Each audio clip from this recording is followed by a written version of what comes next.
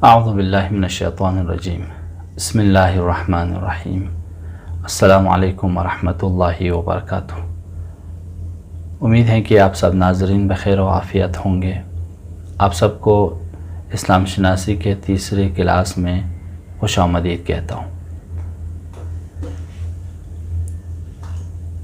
آپ کی خدمت میں گزشتہ درسوں میں عرض کیا کہ اسلام ایک جامع ترین اور کامل ترین دین ہے، جس میں انسانوں کے مادی، روحانی، انفرادی اور سماجی ضرورتوں کو پورا کرنے کی صلاحیت موجود ہے۔ اور یہ بھی عرض کیا تھا کہ اسلام جوامع انسانی کی رہبریت اور ہدایت کی صلاحیت بھی رکھتا ہے۔ اس حوالے سے کچھ آیات اور روایات اور ساتھ ساتھ میں کچھ تاریخی شواہد بھی آپ کی خدمت میں عرض کیا تھا۔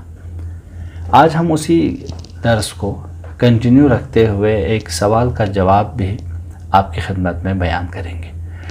وہ یہ کہ آج کل کچھ یورپ نواز لوگ بغیر سوچے سمجھے اسلام پر یہ اعتراض کر دیتے ہیں کہ اسلام انسانوں کو ترقی سے روکتا ہے۔ ویسے تو ان کا اعتراض تمام ادیان پر ہے کہ دین انسان کو ترقی کرنے سے روکتا ہے،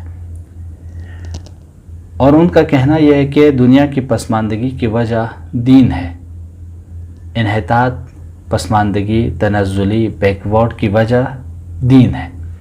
خب دین اسلام بھی ان میں سے ایک دین ہے۔ کیا اسلام بھی انسان کو ترقی کرنے سے روکتا ہے؟ اور یہ یورپ نواز کچھ لوگوں کا اعتراض یہ بھی ہے کہ اسلام ایک دقیانوسی، تحجر گرائی اور دہشت گردی کا مذہب ہے۔ یہ وہ سوالات اور شبہات ہیں جو آج کل کے معاشرے میں موجود ہے، اور آج کل باقاعدہ ڈیبیٹ ہوتی ہے، اور بہت سے ہمارے جوان اور مسلمان لڑکے اور لڑکیاں ان سوالوں کی وجہ سے پریشان ہیں۔ ہم چاہیں گے اس سوال کا ایک تفصیلی جواب آپ کی خدمت میں عرض کریں، تاکہ ہمارے جوان جب اس کے سننے کے بعد ان کے پاس ایک ٹھوس دلیلیں ہوں اور مستند کتابوں کی ان کے پاس حوالے ہوں، اور تاکہ وہ آسانی کے ساتھ اپنے مد مقابل کے ساتھ ڈیبیٹ کر سکیں۔ اس سوال کے جواب سے پہلے ہمیں یہ سمجھنا ضروری ہے کہ وہ خالص اور بے عیب اور جامع اور کامل دین جو خداوند عالم کی طرف سے انسان کے لیے روش زندگی یعنی بہترین وے آف لائف بن کر نازل ہوا ہے، اس دین میں اور اس میں موہوم عقائد اور خرافات پر مبنی جو انسانوں کا خود ساختہ عقائد کا نتیجہ ہے، جس کو انہوں نے دین نام دیا ہے، ان دونوں میں ہمیں فرق نظر آنی چاہیے۔ جیسے کہ بعض ارباب کلیسا نے کچھ موہوم عقائد کو اپنا لیا اور اس کو دین نام رکھ دیا۔ خب یعنی انسانوں کے خود ساختہ دین میں اور خدا کی طرف سے نازل ہونے والے دین میں، ان دونوں میں فرق، اختلاف اور ڈیفرنس کو سمجھنا پہلے مرحلہ ضروری ہے۔ اس لیے کہ ہم اور آپ کو معلوم ہے کہ جب سے تاریخ بشریت یعنی انسان جب سے زندگی بسر کرنی شروع کی، تب سے حق اور باطل کی جنگ ہوئی، یعنی ہر دین حق کے مد مقابل میں دین باطل نے سر اٹھایا ہے۔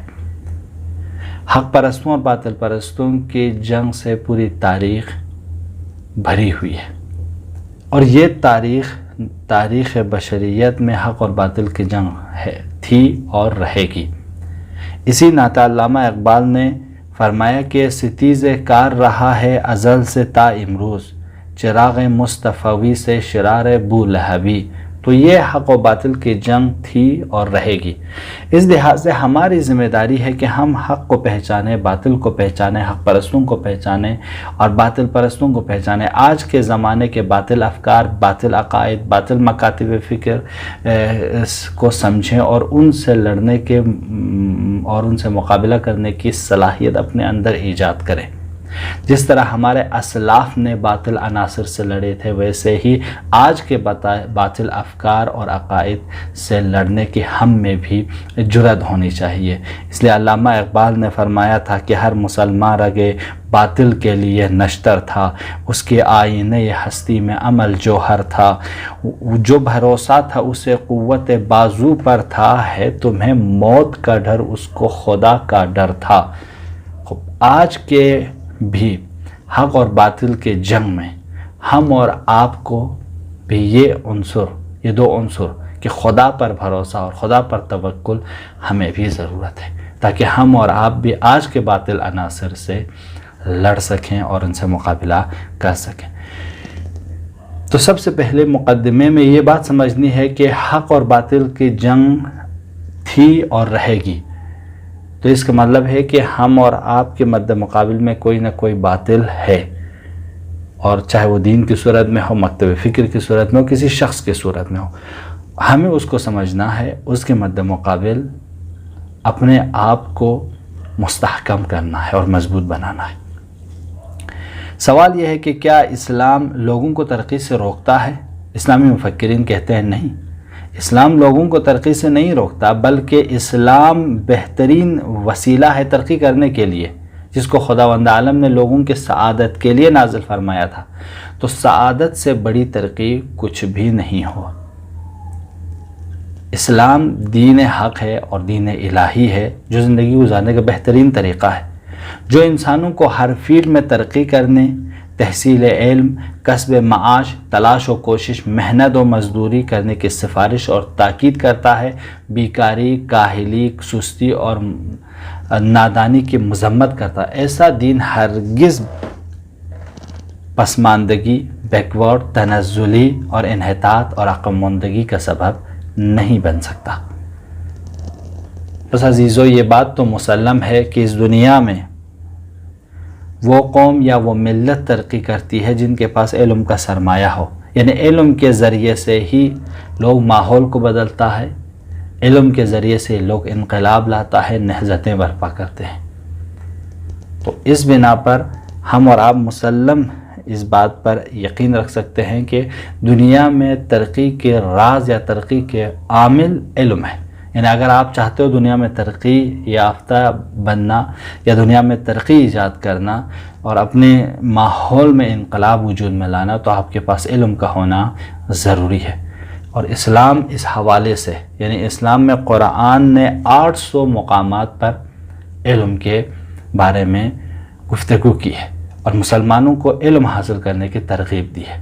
اور دوسری جانب خود پیغمبر گرامی اسلام، یعنی قرآن کے خود شروع کی آیتیں علم کے اوپر ہیں، اور پیغمبر گرامی اسلام فرماتے ہیں دنیا پرست جب مر جاتے ہیں تو اس کے میراث میں مال و دولت ہوتے ہیں، لیکن جب کوئی خدا کا کوئی نبی مر جاتا ہے تو اس کے ورثے میں علم ہوتا ہے۔ تو یہ علم نبی کا ورثہ ہے، اس کو حاصل کرنا ہماری ذمہ داری ہے۔ بس جو مسلمان صاحب علم ہے، سمجھو اس کے پاس نبی کا ورثہ موجود ہے، اور جو جاہل ہے اور نادان ہے وہ نبی کے اس عظیم ورثہ سے محروم ہے۔ اور امام علی علیہ السلام فرماتے ہیں علم مال سے بہتر ہے، اس لیے کہ علم تمہاری حفاظت کرتا ہے اور تم مال کی حفاظت کرتے ہو۔ علم حاکم ہے اور مال محکوم ہے۔ فرماتے ہیں مال خرچ کرنے سے گھٹتا ہے اور علم خرچ کرنے پر بڑھتا ہے۔ تو کیا یہ مذہب جو علم پر اتنے اہمیت دیتا ہو، یہ مذہب سبب ہو سکتا ہے بیکورڈ ہونے کا؟ ترقی سے روک سکتا ہے یہ مذہب؟ خود خداوند عالم ارشاد فرماتا ہے انما یخشی اللہ من عبادہ العلماء، خدا سے اس کے عالم بندے ڈرتے ہیں۔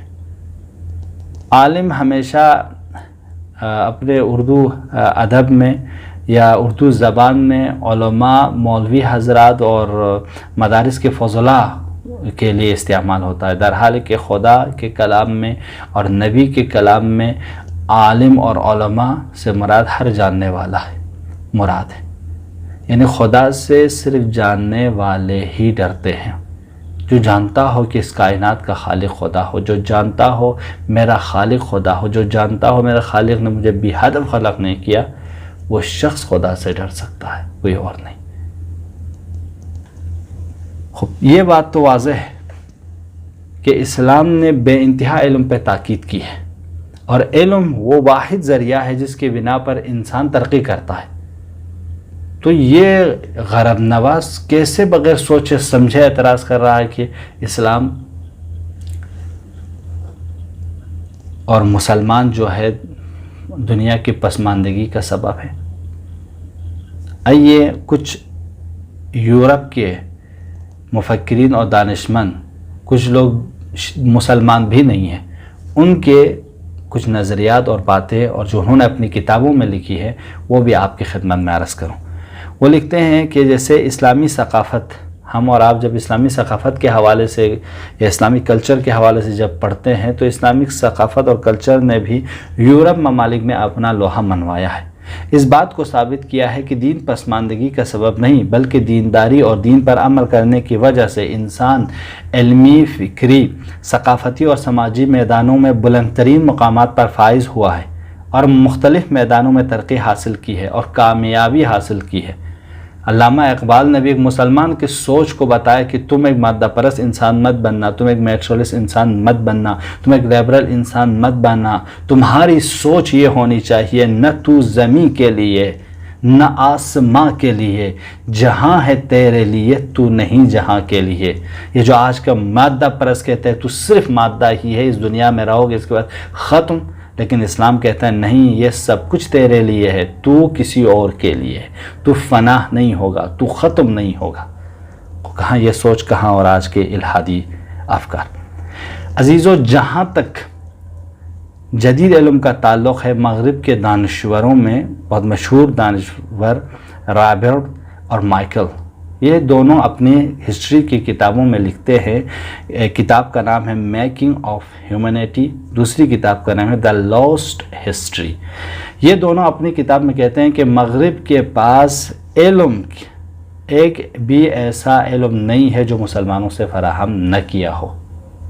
یہ دونوں متفق طور پر کہتے ہیں کہ یورپ کے نشأت ثانی یعنی رونیسانس کے وجہ مسلمانوں کے تعلیمات تھی، یعنی اگر مسلمانوں کا علم نہیں ہوتا تو آج یہ لوگ رونیسانس ایجاد نہیں کر پاتے۔ کہاں ان کی یہ سوچ، کہاں آج کے مغرب زدہ اور یورپ نوازوں کی فکر۔ امریکہ کی ایک مشہور رائٹر ہے مارگریٹ مارکوس، جو بعد میں مسلمان ہوئی اور اپنا نام مریم جمیلہ رکھا، وہ لکھتی ہیں کہ یہ عرب والے نہیں تھے کہ جو جنہوں نے اسلام کو پھیلایا ہو، بلکہ یہ اسلام تھا جس نے عرب والوں کو قبائلی اور صحرا نشینی سے نکال کر دنیا والوں کا سرور اور آقا بنایا۔ یہ کون لکھ رہی ہے؟ یہ مریم جمیل لکھ رہی ہیں، جمیلہ لکھ رہی ہیں۔ اسی طرح رودل بھی لکھتا ہے، جو قرآن مجید کے ترجمہ انگلش میں لکھتا ہے، مترجم قرآن ہے، وہ لکھتا ہے یورپ والے یاد رکھیں کہ مدیون قرآن ہیں، تم لوگ مدیون قرآن ہے، کیونکہ یہی وہ کتاب ہے جس نے قرون وسطیٰ میں یورپ کی تاریکیوں میں علم کے شمع کو روشن کیا۔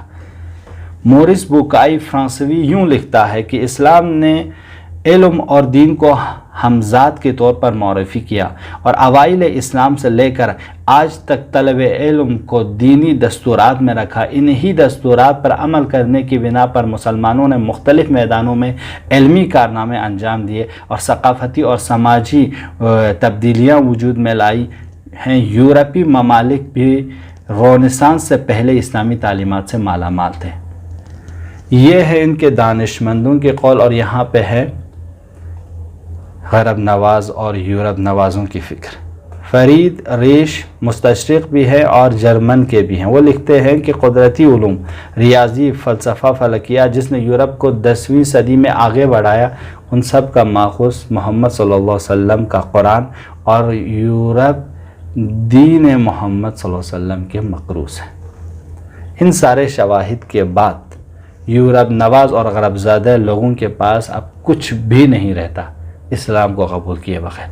اب بھی یہ لوگ لجاجت پر اتر آئے اور اسلام کو قبول نہ کریں یا اسلام کی حقانیت کا اقرار نہ کریں تو ان کے لیے ہم کہہ سکتے ہیں لکم دینکم ولی دین، تمہارے لیے تمہارا دین مبارک ہو، ہمارے لیے ہمارا دین مبارک۔ لیکن اب تم سے ہمارا سوال ہے وہ یہ کہ اگر تمہاری نظر پوری دنیا پر ہو تو کیا فقط مسلمان اور اسلامی ممالک انحطاط اور مشکلات اور پریشانیوں میں ہیں، مبتلا ہے، یا بہت سے غیر اسلامی اور غیر دینی ممالک بھی اس پریشانیوں میں مبتلا ہے؟ در حال ہے کہ بہت سے غیر اسلامی ممالک بھی استعمار کا بازیچہ بنے ہوئے ہیں، پسماندگی اور تنزلی اور فقر کا شکار ہے۔ کیا یہ بھی اسلام اور مسلمانوں کی وجہ سے ہے؟ بہت سے ترقی یافتہ ممالک جن کے پاس سارے طبعی ذخائر موجود ہیں، سرمایہ ہیں، اقتصادی منابع اور سورس موجود ہیں، لیکن اس کے باوجود وہاں آرامش اور آرام اور آسائش سب کو میسر نہیں ہے۔ کچھ خاص طبقے کے لوگ اس سے فائدہ اٹھا رہے ہیں اور بہت سارے لوگ فقر اور تنگدستی کا شکار ہیں۔ کیا یہ بھی مسلمان اور اسلام کی وجہ سے ہے؟ اور خود مغربی ترقی یافتہ ممالک میں کہ ان کی مغربی تہذیب کچھ میدانوں میں نشوونما ہوئی، لیکن وہاں پہ انحطاط اور سنگین بحران بھی وجود میں لائے۔ یہ ہماری بات نہیں بلکہ مغرب کے خود مفکرین اور دانشمند فریاد کرتے ہوئے اٹھے کہ مغرب کی جدید تہذیب نے انسانیت کو ایک خطرناک گھاٹی میں ڈال دیا ہے۔ ان کے لیے غرض نواز تمہارا جواب کیا ہے؟ کیا کچھ جواب ہے ان کے لیے؟ اب تمہارا یہ دعویٰ ہے کہ دین اور دینداری عقب افتادگی اور تنزلی اور بیکورڈ کا سبب ہے، تو یورپ کے آج کے جدید مفکرین اور سائنسدان جو تہذیب مغرب کی تہذیب کا تخلیق کار ہیں، یہ سب مذہبی تھے، اکثر اس میں مذہبی ہے، یعنی ان کے کسی نہ کسی دین کے یہ لوگ پیروکار تھے، ولا انہوں نے اپنی جدید تہذیب کو مذہب پر مبنی نہیں کیا۔ ان ساری باتوں سے یہ بات تو واضح ہو جاتی ہے، چاہے دین ہو اور بالخصوص اسلام انسانوں کو ترقی سے نہیں روکتا، بلکہ ترغیب دلاتا ہے کہ ترقی کرے۔ اور اسلام نے مختلف میدانوں میں ترقی کرنے کی دعوت دی ہے۔ تو اسلام جو جامع اور کامل دین ہو، جس کا موجد انسان بھی نہیں، خالق انسان، خالق کائنات، خدا کی ذات ہے، اس نے اس انسان کو، اسلام کو وجود میں لانے کا ہدف انسان کو انحطاط سے، تزلزلی سے اور ظلمت سے، فساد سے، گناہوں سے، غارت گری سے نجات دے کر سعادت کے راہ پہ گامزن کرنا اس کا مقصد ہو۔ کیا وہ اسلام انسان کو انحطاط کی طرف لے جائے گا؟ ہرگز نہیں۔ یہ جو قوم پرستی، نیشنلزم، ذات پرستی سے انسان کو نجات دیتا ہے، وہ ایک واحد مذہب ہے، وہ اسلام ہے۔ بس عزیزو، اگر آج ہم اور آپ آج کے درس کا خلاصہ سمجھنا چاہیں وہ یہ کہ یہ جو لوگ یہ اعتراض کرتے ہیں کہ اسلام ترقی سے روکتا ہے، یہ بات صحیح نہیں ہے، بلکہ تاریخی شواہد اور قرآنی آیات اور روایت کے مطابق ہم نے آپ کی خدمت میں ثابت کیا، اور خود یورپ کے مصنفین اور مورخین کی نظریات کے خاکہ بھی پیش کیا اسلام کے اور قرآن کے حوالے سے، کہ وہ خود لکھتے ہیں کہ یورپ والے قرآن اسلام اور مسلمانوں کا مدیون ہے۔ یہی قرآن اور اسلام ہے جس نے یورپ کو تاریکیوں میں سے نکالا ہے، قرون وسطیٰ کی تاریکیوں سے نجات دی ہے۔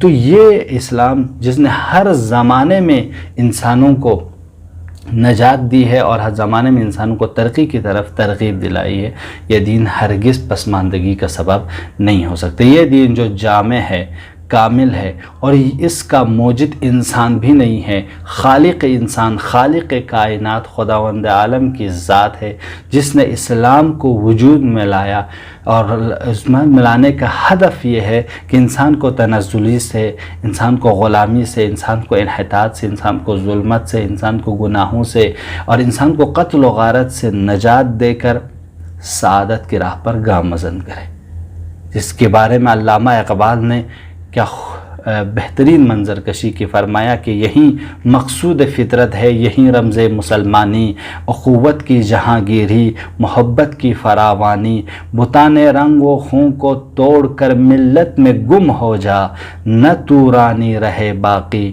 نہ ایرانی، نہ افغانی۔ یعنی ہم اور آپ سعادت مند بنے، توحیدی بنے، طاغوت پرستی، قوم پرستی، نسل پرستی سے اپنے آپ کو نجات دیں۔